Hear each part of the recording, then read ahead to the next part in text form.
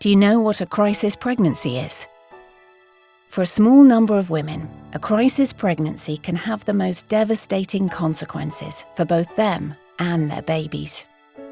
It's hard for some of us to imagine how a woman, in a state of fear and profound crisis, denies to herself and the world that she's pregnant, sometimes throughout her entire pregnancy.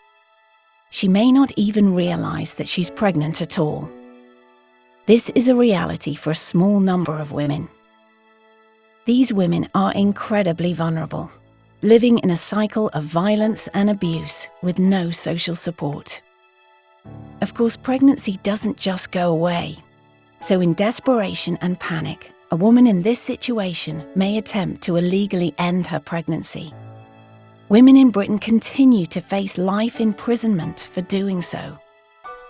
In other tragic cases, a woman may find herself suddenly in labour. The baby's death is often due to either unknown causes or unintentional neglect by the mother. In one case, a woman fell unconscious after giving birth alone and woke to find that her baby had died. She was then prosecuted.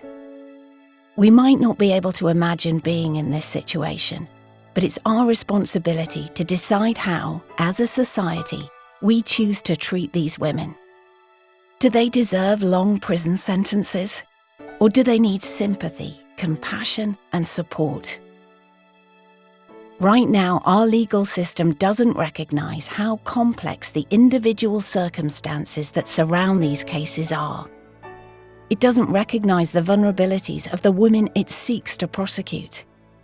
Does criminalising vulnerable women really prevent harm to babies? Or does it just add to the harm that these women have already experienced? Women in crisis shouldn't be criminalised. Let's help, not harm.